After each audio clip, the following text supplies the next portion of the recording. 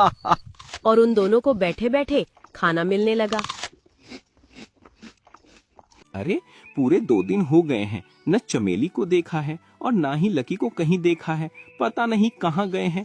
कहीं ऐसा तो नहीं वह पेड़ सच में इच्छा पूर्ति का हो और उन्होंने कुछ अपनी इच्छा में अजीब मांग लिया हो।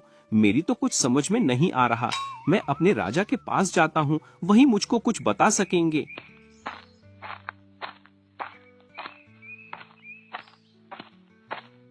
महाराज को गजोधर का प्रणाम। अरे गजोधर, आज तुम अकेले आए हो, तुम्हारी मंडली नहीं दिख रही। अब महाराज आपको मेरी मंडली दिखेगी भी नहीं। चमेली भी 2-3 दिन से लापता है और लकी गधा भी लापता हो गया कल से। लापता कैसे हो गए? किसने कर दिया उनको लापता? हमारे जंगल में इतना दुस्साहस कौन कर सकता है?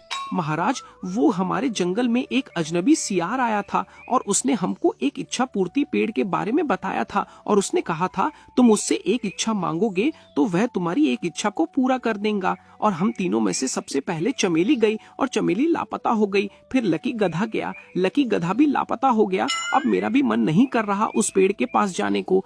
गजोधर, तुम उस पेड़ के पास जाना भी मत और हमको अजनबियों की बातों पर विश्वास नहीं करना चाहिए। हमारे जंगल में ऐसा कोई भी इच्छा पूर्ति पेड़ नहीं है। जाओ और अपने घर चले जाओ। भूल कर भी उस पेड़ की तरफ मत जाना, वरना तुम भी लकी और चमेली की तरह लापता हो जाओगे। वैसे वो पेड़ किस दिशा में है, उसका पता बताओ हमको।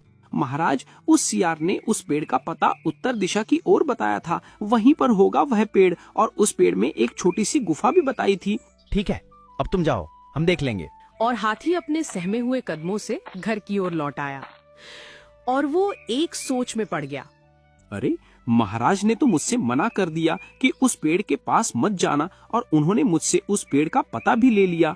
जब उस पेड़ के पास जाना ही नहीं है तो उन्होंने मुझसे पता क्यों लिया होगा? हो सकता है महाराज खुद अपनी इच्छा पूरी करने के लिए मुझसे पहले जाना चाहते हैं। क्यों ना मैं ही महाराज से पहले चला जाऊं। हाथी सोच विचार में लगा हुआ था और उधर गुरु और चेले दोनों शिकार का इंतजार कर रहे थे। गुरुजी, छोटे छोटे जानवर खाकर अब जी सा भर गया है। कोई बड़ा जानवर आना चाहिए जिसका हम मांस भी खा सकें और उसका खून भी पी सकें। और खून पीने से गुरुजी हमारे चेहरे पर चमक भी आएगी। मैं भी यही सोच रहा हूँ कि कोई बड़ा जानवर आना चाहिए। देखो उम्मीद तो है कोई ना कोई जानवर जरूर आएगा।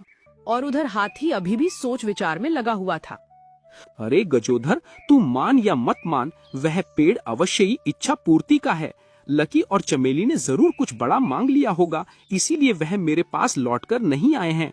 मैं भी जाता हूँ उस इच्छा पूर्ति पेड़ के पास और मैं भी कुछ अच्छा